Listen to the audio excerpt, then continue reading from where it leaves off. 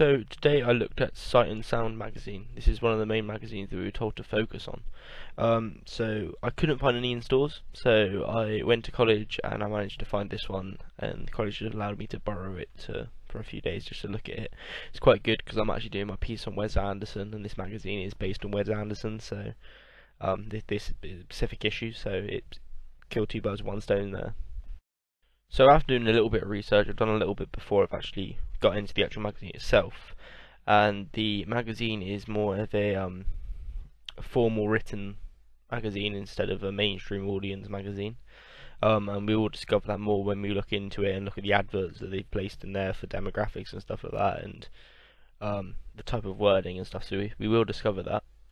So I'm not going to go through the whole magazine, but I will go through the magazine and look at every so often page. So we will start with the contents page, and that is this page here. So this is the first page we see when we open the magazine, and in this page you can get a massive overview of everything that's within the magazine. It also mentions a feature there, the Anderson Touch, and that's going to be the main feature. So we'll learn about features in a bit. So from first impressions of this page, I've noticed that the layout is a little bit different compared to other film magazines I've looked at. It's very much more words, and it's like more sparsely populated. And it's got maybe an including of like different categories, and it categorizes it very well compared to other films. So they have three main categories and then subcategories within them. But sometimes with subcategories it can get a little bit confusing of what comes under what and stuff like that. But I know with this it categorizes everything and includes different terminologies when it does that. So again, that shows it's more of a higher reader. So after browsing through the magazine a little bit more, I found some adverts. It's quite interesting because previous to this video I read through an Empire magazine and I looked at the adverts in there, and they were very mainstream. I think there was a McDonald's advert and a few different things like that, an advert for the new Thor film.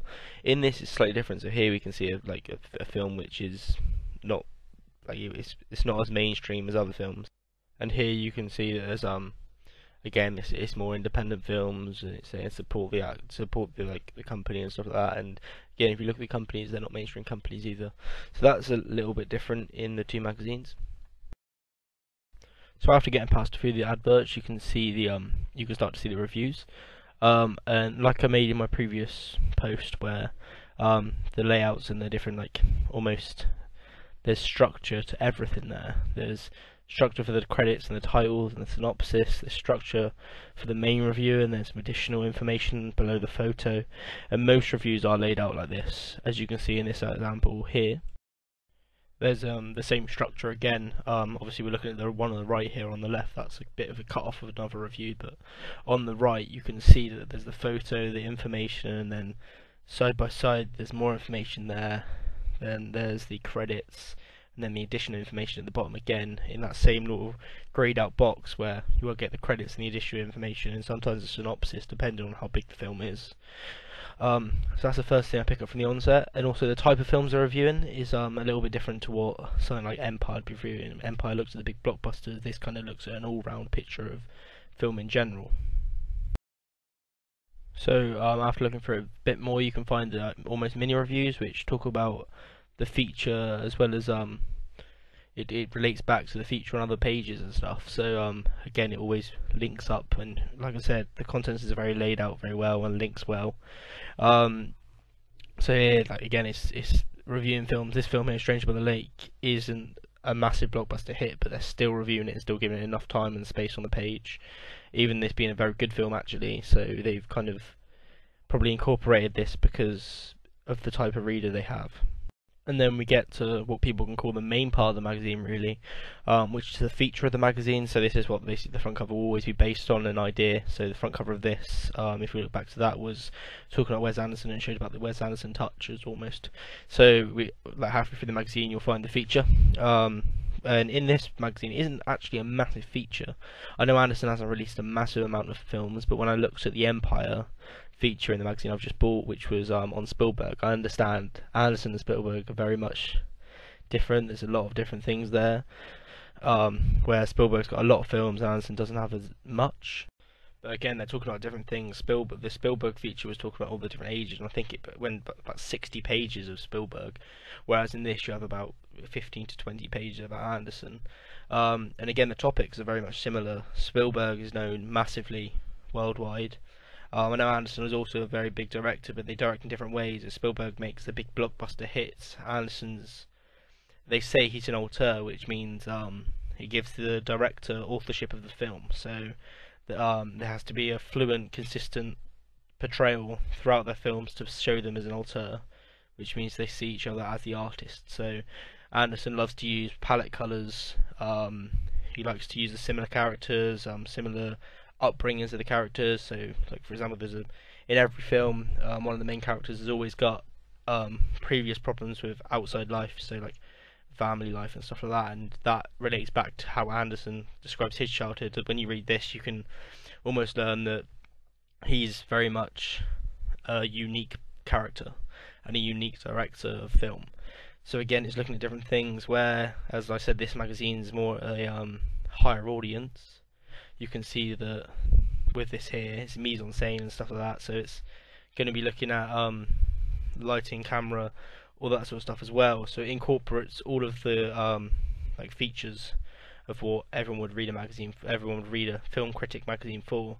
Whereas Empire more strikes for, this is a big blockbuster hit, this was good because they used this mechanics, they created the film by doing this. It's more of a backstage look instead of, whereas this looks at the writing style of Anderson and what he's chose to use and what he's chose to include in his scenes, which again I think it shows the difference between the two types of magazines, the mainstream and then the niche audience magazine. So now looking towards the end of the magazine, there's different categories to categorize things, and like I said, again, magazine's very categorized, so it splits up things into even a different style. Whereas Empire would be looking at like films of the month and stuff, this looks into interviews, wide angle films, all really specific things, which again shows the market of audience this magazine's aimed at. So I'm going to give you a few examples here. Obviously this one here is the interview, and then we've got one that talks about festivals, which is I haven't looked massively into this, I need to look into it more, but again it probably speaks for itself. And then we have the industry, which talks about some other stuff that goes on behind things.